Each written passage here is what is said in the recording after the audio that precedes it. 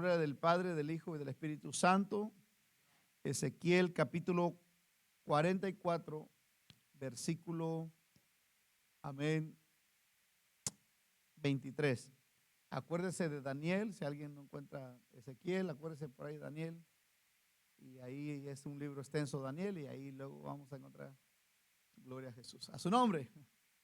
Mire, ya está en la pantalla, ya me ganaron allá. Y dice la escritura así: y enseñarán a mi pueblo a hacer diferencia entre lo santo y lo profano, y les enseñarán a discernir entre lo limpio y lo no limpio. Amén. Ahora vaya conmigo a la escritura y va a buscar conmigo Marcos capítulo 9. Gloria a Jesús.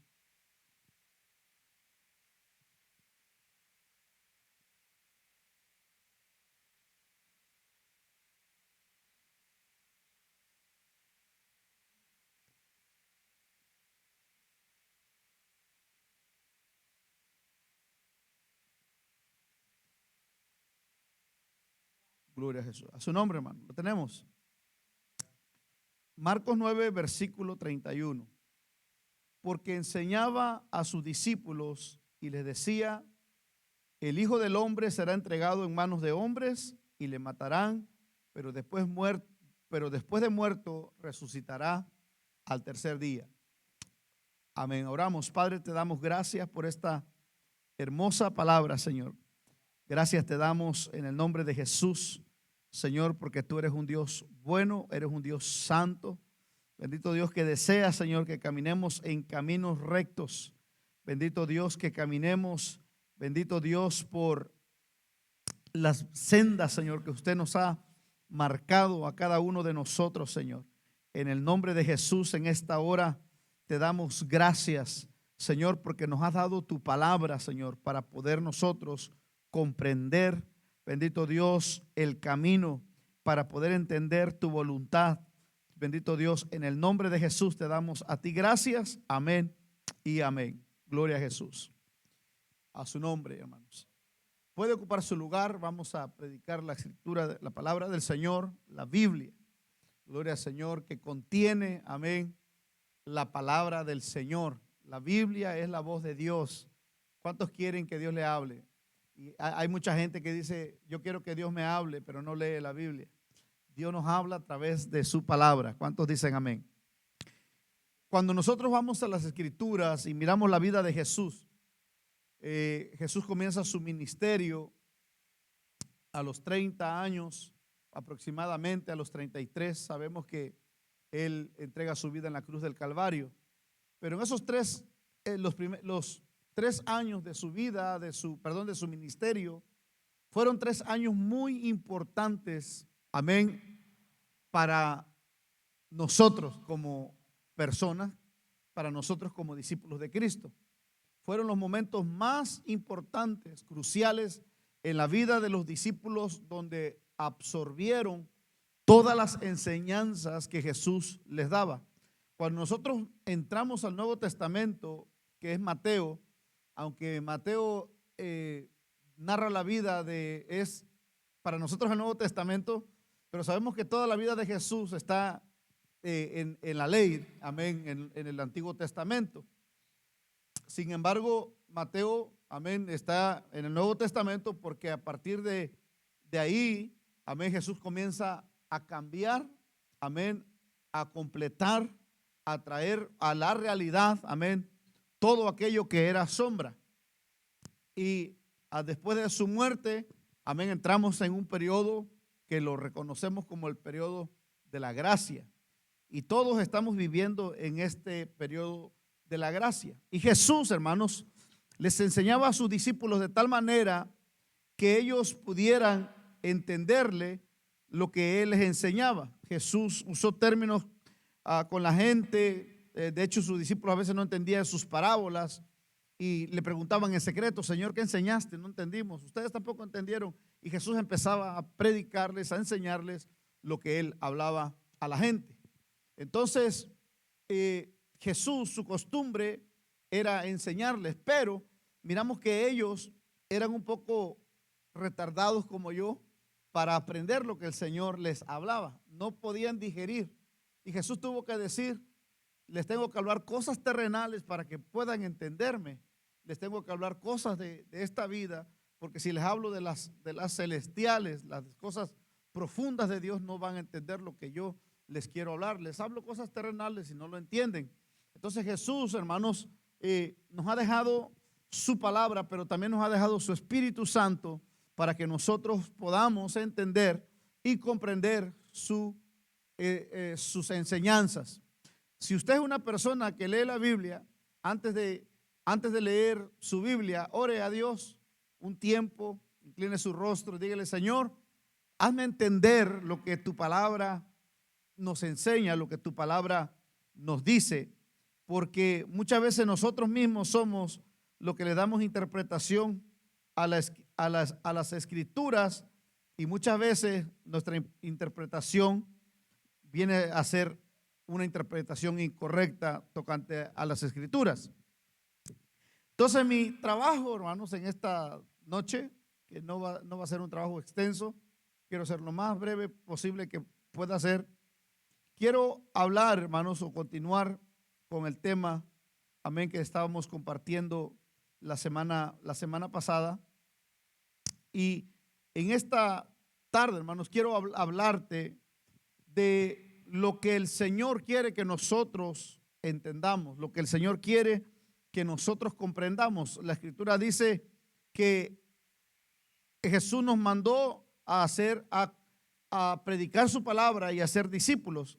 Y creo que estas dos cosas, hermanos, en muchas congregaciones, en muchas iglesias, no en todas, pero en muchas iglesias carecen de enseñanza, carecen de doctrinas. Entonces mi trabajo, hermanos, no es hacer un culto que brinquemos y saltemos, amén. Yo creo que cuando comprendemos la Escritura y aprendemos la palabra de Dios, vamos a saltar de gozo y de alegría, llenos del Espíritu Santo, amén, porque empezamos a entender lo que el Señor quiere derramar en nuestra vida para nosotros poder seguirle. Jesús nos enseñó muchas verdades, entre ellas le dijo a sus discípulos: si alguno quiere venir en pos de mí, niéguese a sí mismo, tome su cruz y sígame. Entonces el Evangelio, la plataforma del Evangelio, miramos que el Evangelio, su plataforma es muerte, pero también es abnegación. Primero es la abnegación a nuestros deseos y después es la muerte para vivir y hacer lo que a Dios le agrada. Y a través de toda la Escritura nosotros podemos ver a todos los discípulos no haciendo lo que ellos querían, sino haciendo lo que le agradaba a Dios. Aunque hacer la voluntad de Dios les trajo consecuencias de muerte, ser sacrificados, ser crucificados, ser aserrados, pero ellos se esforzaron por predicar el Evangelio, porque a través del Evangelio, mi amado hermano, aleluya, rescataron muchas vidas de las manos del enemigo. Entonces, permítame entrar, amén, a mi tema, gloria a Jesús, y espero ser claro y que usted pueda tomar, amén, la palabra en esta hora. Cuando nosotros hablamos, hermanos, de la gracia que hemos recibido de Dios, es necesario, hermanos, que nos violentemos, que nosotros entendamos, rebelarnos contra aquello que va en contra de las Escrituras, y que nosotros tomemos el canal, hermanos, donde Dios quiere que nosotros caminemos. Entonces, si nosotros, hermanos, vivimos a la manera que Cristo vivió, porque ese es el reto. Cristo no vivió como la gente quería, ni predicó lo que la gente quería oír. Cristo predicó lo que el Padre le mandó enseñar. Cristo predicó lo que el Padre le mandó Cristo vino a hacer lo que el Padre le mandó a hacer. Entonces, Cristo no cupo, voy a usar esta palabra, en muchas sinagogas, en muchos palacios, en muchos reinos, ni con el sacerdocio.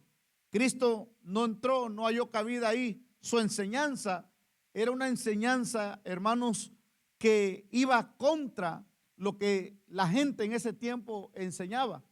Su enseñanza de Jesús era muy contraria, pero no solamente a su enseñanza, porque podemos tener una enseñanza muy buena, pero tener una vida que niega a Cristo. Entonces Jesús no solamente predicó correctamente y su enseñanza iba en contra de la corriente del mundo, sino que también su forma y su estilo de vida, de tal manera que los que lo oían decían: él enseña como quien tiene autoridad, porque Jesús, hermano, no era una persona que mandaba a hacer a la gente, sino que él hacía. Y sus discípulos lo entendieron. De hecho, Jesús le dio enseñanzas muy profundas y le dijo: ustedes no se van a enseñorear como se enseñorea el mundo. El que quiera ser el mayor tiene que ser el servidor de todos. El que quiera ser el mayor, amén, tiene que ser el esclavo de todos. Entonces, su enseñanza siempre iba en contra de a la corriente, a la forma del mundo. Entonces, si nosotros, hermanos, vivimos de acuerdo a la voluntad de Dios, tal vez seamos deshonrados por el hombre, tal vez, hermanos, seamos criticados, tal vez seamos señalados por tu estilo de vida, por lo que predicas, por lo que enseñas, por la forma, por la diferencia que mostramos ante la sociedad, por tu forma de hablar, por tu forma de enseñar, por tu forma de vivir, por tu forma de ser. Por muchas maneras, el mundo, hermanos, te puede aborrecer, te puede deshonrar, pero hay una diferencia, que la gracia y la misericordia de Dios, hermanos, estará sobre nosotros y tendremos la verdadera libertad, la libertad que necesitamos. Y no esclavizarnos a la forma del mundo, no esclavizarnos, mi amado hermano, solamente a la letra, sino que hagamos el esfuerzo de vivir en obediencia a los mandatos de Dios. El mundo ha sido justificado por la gracia de Dios. Dicen muchas predicaciones y muchas enseñanzas, y es una realidad. Por tanto, ellos dicen, los que enseñan acerca del libertinaje, que el cristiano no debe de luchar contra las corrientes del mundo, sino que tiene que vivir como el resto del mundo para poder alcanzar el mundo. Cuando escuchamos unas enseñanzas así suena bien y parece ser correcto, pero según Ezequiel, lo que leímos, debemos de tener los sentidos despiertos, hermanos, para poder nosotros encontrar el error. Y le voy a repetir lo que acabo de decir para que usted escuche. Yo sé que lo has escuchado muchas ocasiones, que hemos sido justificados por gracia. Hemos sido justificados por gracia y es un bien que Dios nos ha hecho a nosotros como cristianos, pero no debemos de luchar contra las corrientes del mundo, sino vivir como vive el mundo y acomodarnos al mundo para poder alcanzar al mundo. Es una frase que suena bien y es una frase, hermanos, que se predica, es una frase que se está enseñando en este tiempo, pero es un error. Ciertamente, hermanos, el cristiano le gustaría hacer algo extraordinario y para, sin lugar a duda, contentarse de vivir como el mundo vive. Nosotros estaríamos contentos. Y Jesús nos dijo a nosotros, hermanos, que si nosotros hacemos la voluntad de Dios, el mundo nos aborrecería. Pero si nosotros no hacemos la voluntad de Dios, ¿en qué forma, mi amado hermano, nos aborrecería el mundo? Todo lo contrario, Jesús dijo que el mundo nos amaría si nosotros viviéramos como vive el mundo. Entonces, cuando nosotros vivimos contrario a la mentalidad y la filosofía del mundo, entonces prepárate para ser aborrecido. Mucha gente te aconsejará a vivir como vive el mundo, pero la iglesia tiene que despertar, hermanos, y es un llamado, mi amado hermano, mi amada hermana, que nosotros volvamos a la palabra, vivamos por la palabra, caminemos por la palabra, aprendamos a discernir lo bueno y lo malo, aprendamos a discernir el error y la verdad. Entonces, cuando nosotros miramos a mucha gente,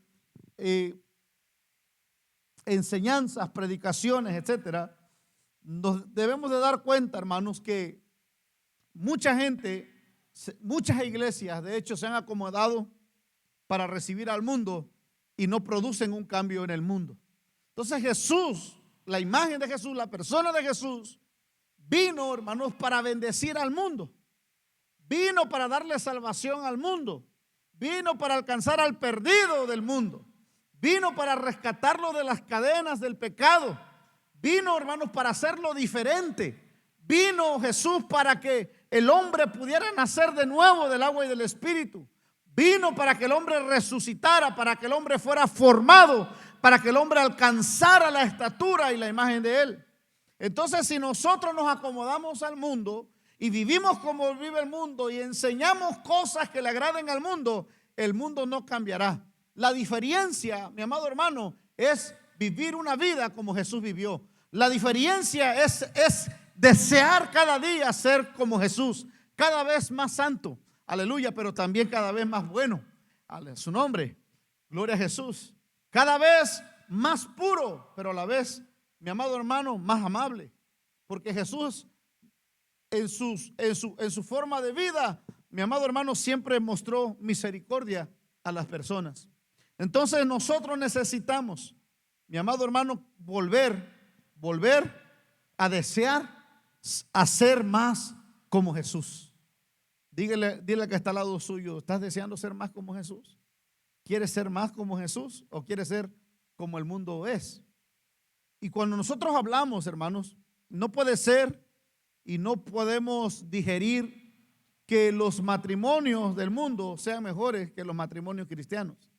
No podemos digerir que la gente del mundo tenga mejores principios, hablando de moralidad y hablando de justicia, que muchos de nosotros como cristianos. Nosotros somos llamados a ser luz y a ser sal de este mundo. El mensaje de Jesús siempre fue que hagamos la diferencia. Y Center, hermanos, tiene que tener una iglesia que marque la diferencia. Center tiene que tener una iglesia, mi amado hermano, una iglesia que alumbre, aleluya, a esta ciudad que está en tinieblas. Necesita Center una iglesia, mi amado hermano, que sea diferente. Center necesita una iglesia que sea como Jesús. Center necesita una iglesia que predique, que hable, que enseñe como Jesús. Center lo merece. Aleluya, los perdidos lo merecen. La prostituta lo merece, el borracho lo merece, el drogadicto lo merece. A su nombre. Merecen, mi amado hermano, escuchar el mensaje maravilloso que en Cristo Jesús hay salvación, que no hay otro nombre dado a los hombres bajo el cielo en quien puedan ser salvos, sino solamente el nombre glorioso de Jesucristo. Solamente en ese nombre hay salvación. Entonces, cuando nosotros miramos, hermanos, a su nombre, cuando nosotros miramos cómo vive el mundo, vamos a hablar de las iglesias. Muchas iglesias que no dejan que la gracia sea gracia. Y ahorita me voy a meter en un problema acá, voy a tratar de explicártelo a ti. Dejar que la gracia sea gracia. De otra manera, destruirá la fe que el mundo tiene en la gracia. Cuando nosotros, hermanos, no permitimos que la gracia sea gracia, hay dos formas o dos corrientes de mentalidad que la gente tiene. La primera la predicamos la semana pasada, que es yo ya soy salvo y no tengo que hacer absolutamente nada. Pero está también la otra parte, que no dejamos que la gracia sea gracia cuando nosotros pensamos que por nuestras obras somos salvos. Entonces, si caemos en una de estas dos, está aquí conmigo, si caemos en una de otras dos, la persona que dice yo soy salvo por gracia, no importa lo que haga, no importa lo que diga, no importa lo que vea, no importa cómo me comporte, no importa si no cambio, no importa nada de eso, yo ya soy salvo. Y está la otra persona que dice tengo que hacer esto y esto y esto y esto y esto, porque si no, no me siento salvo. Y hay gente en las iglesias, mi amado hermano, que han sido esclavos de líderes porque les han puesto esta mentalidad de que tienen que hacer esto y esto y esto y esto y una lista larga para poder ser libres, para poder ser salvos. De hecho, muchas iglesias catalogan a las personas que son salvas, que ya han llegado a la salvación, a la madurez, cuando ya empiezan a congregarse cotidianamente, ya empiezan a ofrendar y ya empiezan a dar su diezmo. Ahí muchos catalogan y dicen, oh, ya esa persona ya ha crecido. Y parece ser un estándar y una medida. Pero en Cristo, mi amado hermano, no nos dio esa medida a nosotros para solamente llegar a ese punto. No nos dio esa medida solamente de ser salvos y llegar a una silla y estar ahí quietos. O Cristo no hizo un grande sacrificio para que usted y yo estemos haciendo cosas para complementar la gracia. Entonces mi llamado es: deja que la gracia sea gracia. A su nombre. Ahora permítame explicarle cómo nosotros podemos dejar que la gracia sea gracia. Número uno, cuando nosotros descansamos en el sacrificio de Cristo. Número dos, cuando nosotros confiamos que el sacrificio de Cristo es completo, es bueno, es absoluto, no hay necesidad de ningún otro sacrificio. Número tres, cuando nosotros tenemos fe en ese sacrificio. Y número cuatro, cuando nosotros mostramos gratitud por ese sacrificio. Y creo que la número cuatro, cuando nosotros mostramos gratitud, ¿qué nos hace, hermanos? ¿Qué nos hace una persona que está agradecida? A su nombre. Ahí es donde nosotros, hermanos, dejamos que la gracia sea gracia. No sé si te acuerdas, no quería bajar porque me duele una rodilla. Que tenía ganas de bajar, pero la rodilla a veces se me atranca, no vaya a caer por allá. No sé si se acuerda, hermanos, cuando Jesús miró a unos leprosos que estaban ahí y le empezaron a gritar: Jesús, hijo de David, límpianos. Y Jesús, hijo de David, ten misericordia de nosotros, era el clamor de ellos. Y Jesús llega y pues todos le tenían miedo a los leprosos. Y Jesús les dice a ellos, se acercó a ellos y les dice: ¿qué es lo que ustedes quieren? ¿Qué haría usted si Jesús se acerca y le pregunta: ¿qué es lo que tú quieres? ¿Qué es lo que tú quieres? ¿Qué respuesta le daríamos a Jesús? ¿Qué respuesta le daríamos al Señor? Y el Señor nos está preguntando en esta noche a través de mis labios: ¿qué es lo que tú quieres? Y ellos respondieron, ellos tenían una necesidad. ¿Y cuál era esa necesidad? Ser limpios de la lepra.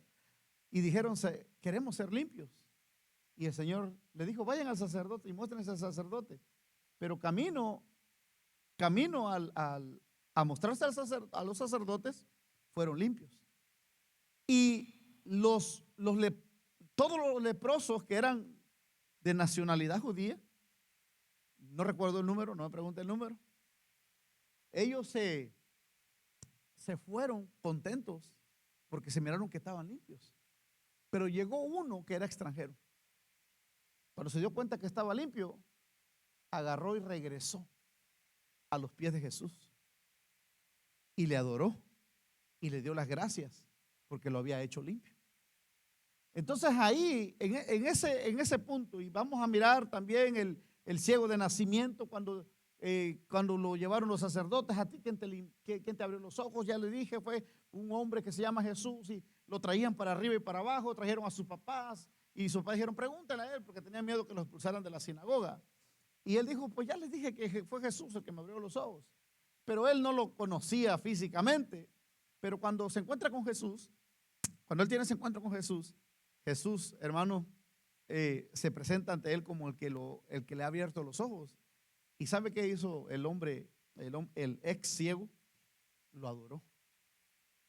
Y Jesús permitió su adoración. Entonces, estamos mirando cosas. Cuando dejamos que la gracia sea gracia, es cuando nosotros somos agradecidos y adoramos a Dios por lo que Él ha hecho en nosotros. Y cuando hay un corazón agradecido, hermanos, cuando hay un corazón agradecido hacia alguien que te ha hecho un favor inmenso, tú haces cualquier cosa por esa persona. Estás dispuesto a hacer cualquier cosa por ese amigo que te hizo un favor en un momento de grande necesidad, te extendió la mano y te ayudó. Eso es maravilloso.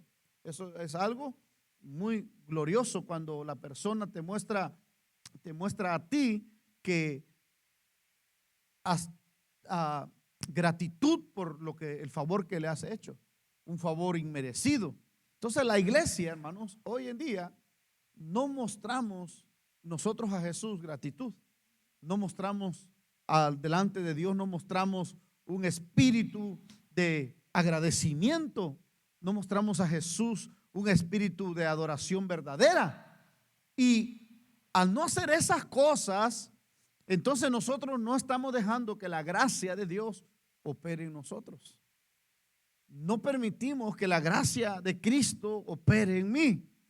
Entonces ahí es donde nosotros no dejamos que la gracia sea gracia. Entonces cuando nosotros recibimos de gracia, entonces nosotros entendemos quién lo hizo y lo adoramos y le servimos, vivimos. Amén. Y lo que Jesús nos está pidiendo a nosotros es que vivamos para Él. No es que vamos a trabajar en una parte o hacer algo. No, es toda nuestra vida en servicio a Él, por lo que Él ha hecho por nosotros. Entonces, mirándolo de esta manera, nosotros, al recibir semejante gracia, descansamos seguros, descansamos en Cristo. Pero si nosotros no mostramos solicitud, agradecimiento y adoración, entonces nosotros, hermanos, vamos a ver la gracia como que la gracia lo hace por sí sola todo. Y no es que ayudemos a la gracia, sino que es mostrar gratitud por aquel que nos ha dado tremenda y abundante gracia. Entonces, cuando el cristiano no sigue a Cristo, no está mostrando que ha recibido la gracia de Él. A su nombre. Y esto es importante que lo entendamos. El cristiano que no sigue a Cristo es el cristiano que no está seguro o que no ha recibido verdaderamente la gracia de Jesucristo en él. Porque Jesús, mi amado hermano, nos ha enseñado a nosotros que le tenemos que seguir a Él. Tenemos que seguir a Jesús. Y seguir a Jesús, tenemos que definir, no es seguirlo de una manera física, sino seguirlo de una manera espiritual. No sé si se acuerda cuando Jesús estaba despidiéndose y le dijo uno de los discípulos: Señor, muéstranos el camino y eso me basta. Jesús le dijo: yo soy el camino, yo soy la verdad y yo soy la vida. Y nadie viene a mí y nadie va al Padre si no es por mí. Entonces Jesús estaba mostrando el camino. ¿Cómo ellos podían conocer el camino?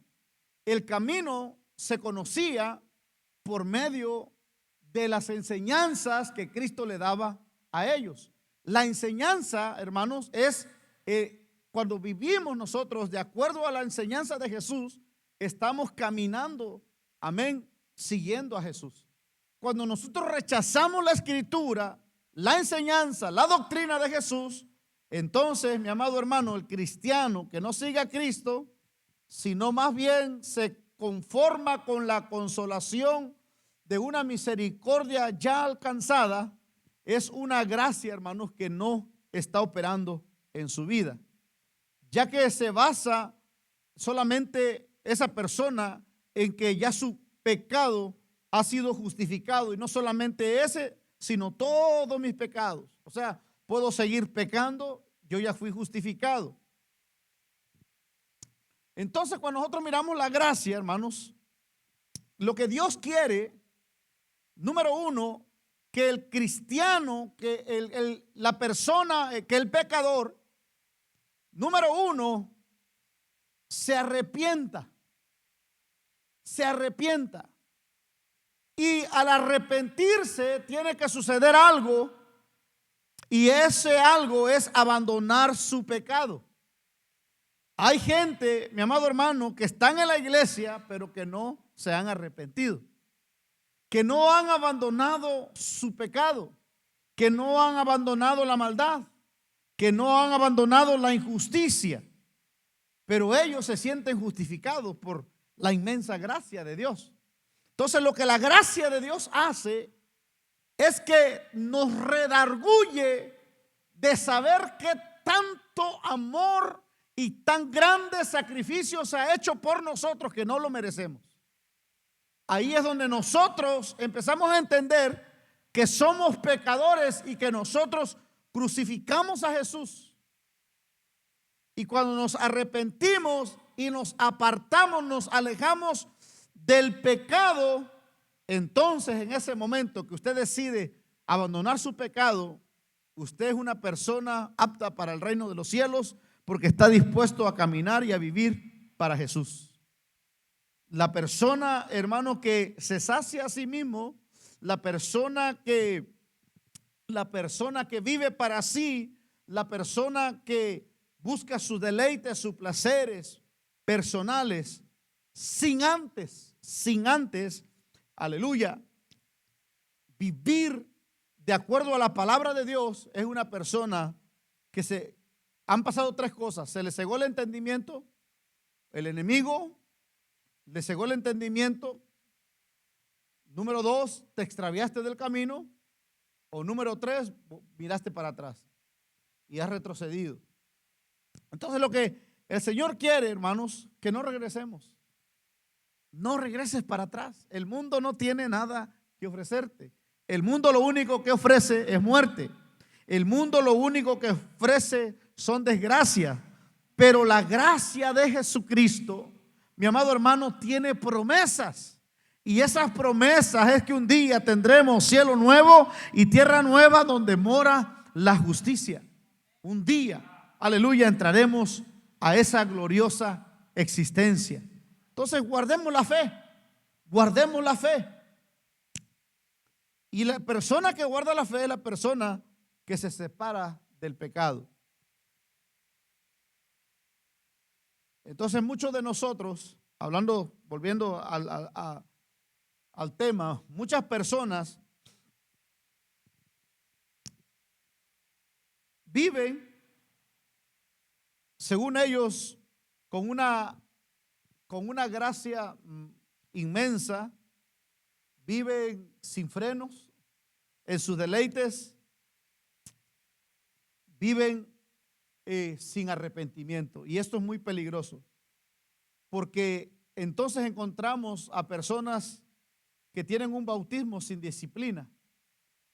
Y el bautismo, mi amado hermano, algo que hay que volverlo a traer al púlpito y hay que volverlo a traer a la enseñanza de la iglesia. El bautismo significa, ay Dios mío, ¿sí están acá, hermanos? El bautismo significa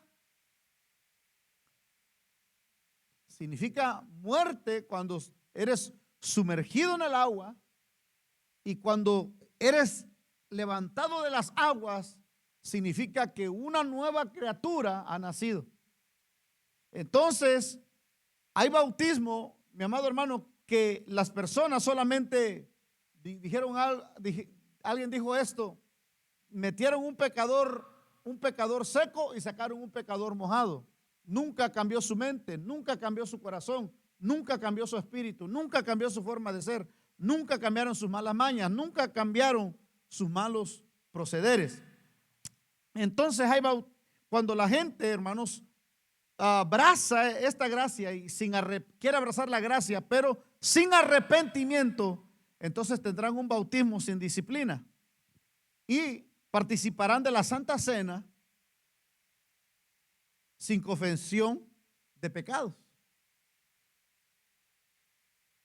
Y son gente naturales, carnales, que todo lo miran normal.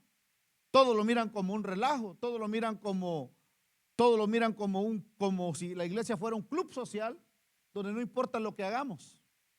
Entonces, si nosotros no cambiamos nuestra mentalidad, nuestra perspectiva, nuestra forma de ser, si no vivimos, si no seguimos a Jesús, si no abrazamos la gracia, pero mostramos solicitud, agradecimiento, obediencia, arrepentimiento, entonces, mi amado hermano, va a haber una absolución sin una confesión personal y vamos a sentirnos absueltos de toda culpa, nos vamos a sentir muy bien.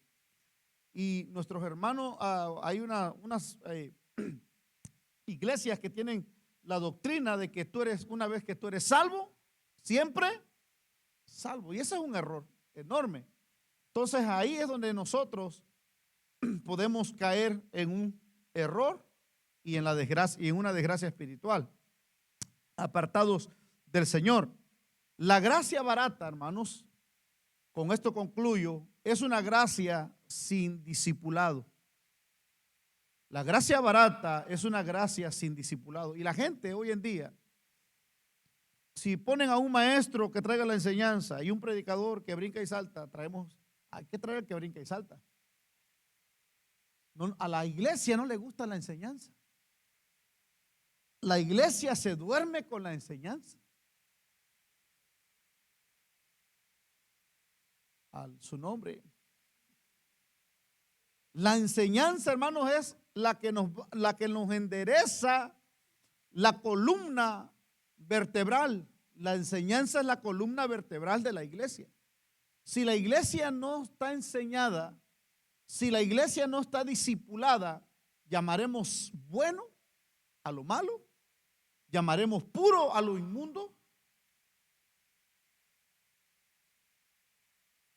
Y ese sería, hermanos, un grave error para este tiempo que estamos viviendo.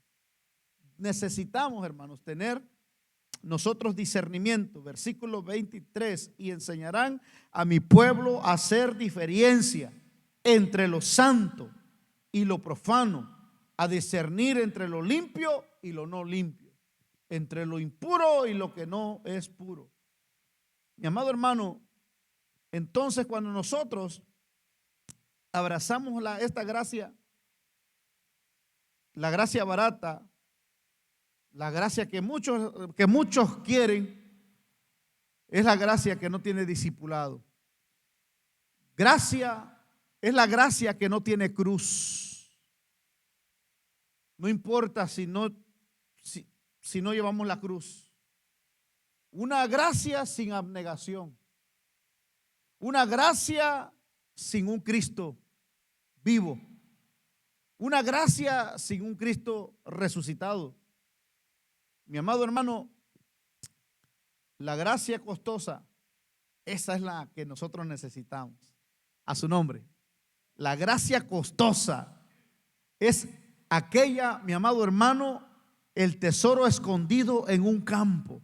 No dijo aquel hombre, wow, me encontré este tesoro, gloria a Dios, aleluya, habló en lengua, danzó y se quedó contento. No, ese hombre encontró un tesoro que estaba escondido en el campo, por lo cual mi amado hermano fue y buscó al dueño de aquel campo y lo compró. Eso me habla a mí de inversión y sacrificio, mi amado hermano. Pero también, aleluya, la gracia costosa es aquel hombre, aquel mercader que vende perlas, pero encuentra una hermosa perla de gran precio y va y vende todo lo que tiene por tener esa perla. A su nombre. Y hoy estamos viviendo tiempos que no sabemos discernir lo que es el reino de Cristo. Y muchos de nosotros, cuando tenemos un encuentro con Cristo, quitamos todo aquello que le molesta a nuestros ojos y quitamos todo obstáculo que nos haga tropezar. Cazamos la mosca que no caiga en nuestro perfume y lo haga heder. Cazamos las zorras para que no echen a perder nuestras siembras. Mi amado hermano, buscamos, aleluya, la verdadera miel, la palabra de Dios, aleluya, para que nosotros podamos, aleluya, poder discernir entre lo bueno y lo malo. El llamado de Cristo, mi amado hermano, para nosotros como iglesia, el llamado de Cristo es que dejes tu red y le sigas. ¿En qué estás ocupado? Deja tu red, síguelo. Deja tu red. No solamente quites aquello que te haga tropezar, aquello que molesta tus ojos, también tienes que dejar la red y seguirle a él. Y pasando Jesús a la orilla del mar, miró a Pedro, a Juan, y a Jacobo su hermano, y le dijo: sígame, y dejando las redes le siguieron hasta la muerte.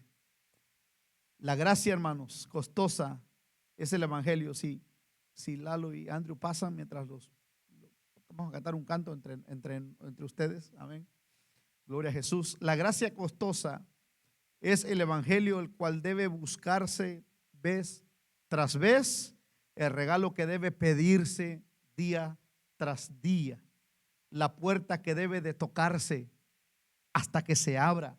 Jesús no nos la dejó fácil. Tienes que tocar hasta que se abra, tienes que llamar hasta que te respondan, tienes, aleluya, que tocar hasta que el cielo se te abra.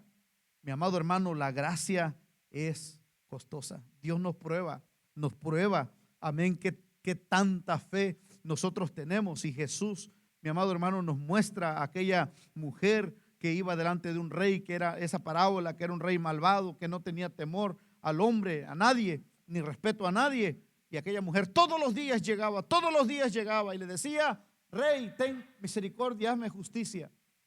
Y dice que el rey, siendo malo, le hizo justicia, no porque fuera bueno, sino porque ya se había cansado de que la mujer cada día iba y tocaba la puerta, cada mañana le tocaba la puerta. La iglesia quiere todo, la iglesia de hoy quiere todo fácil. Queremos, es más, hacemos con la intención de tan solamente tocar la puerta. Ya Dios sabe que tuve la intención. Dios miró que tuve la intención de ir a la iglesia. Dios miró que tuve la intención de predicarle a alguien. Dios miró que tuve la intención de bendecir a alguien. Y pensamos que Dios discernió mi oración antes de que yo la hablara. Y nosotros estamos encontrándonos con una iglesia muy conformista que no quiere tocar la puerta. Una iglesia que quiere todo barato. Una iglesia que quiere todo a la mano. Una iglesia, mi amado hermano, que ha perdido el agradecimiento por tan grande sacrificio a su nombre. La gracia costosa cuesta. La gracia costosa cuesta tanto que para muchos, el costo fue su propia vida y no se rehusaron, murieron. Cuesta tanto, no es fácil seguir a Cristo. ¿Qué estás pasando hoy? ¿Qué estás sufriendo hoy? ¿Cuál es tu problema hoy? Sigue creyendo, sigue caminando, sigue avanzando. El camino no es fácil. Hay que tocar hasta que se abra el cielo. Hay que llamar hasta que se nos responda. Hay que buscar hasta que encontremos. Hay que dejarlo todo para seguir a Él. Hay que negarnos a nosotros mismos para vivir para Él. Y la gracia costosa es tan cara, mi amado hermano, que aún para poder entrar al reino de los cielos, no es que pagaron con su sangre, no es que con ese sacrificio que dieron su vida para ser muertos, decapitados por predicar el evangelio, no estaban pagando por su salvación, sino que amaban tanto a Cristo, amaban tanto su presencia, amaban tanto su persona, que estuvieron dispuestos a morir por Él. Nosotros hoy en día no estamos dispuestos ni a decir un gloria a Dios. Nos cuesta decir un aleluya. Hoy miramos ir al culto como el sacrificio más pesado, más difícil. Eso no es. Venir a un culto es lo más fácil. Venir a un culto es lo más fácil que podamos hacer. Lo más difícil es que donde quiera que estemos vivamos para Él. Donde no nos están mirando, vivamos para Él. Donde nadie nos observa, le honremos a Él. Y que seamos como Él. Eso es lo difícil. A su nombre. Te voy a invitar a que te pongas de pie.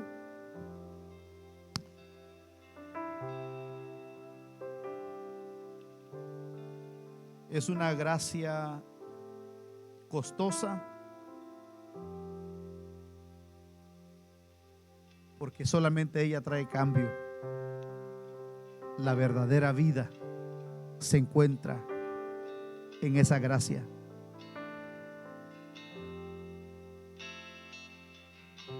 Es costosa porque condena el pecado, y es gracia costosa porque justifica al pecador arrepentido.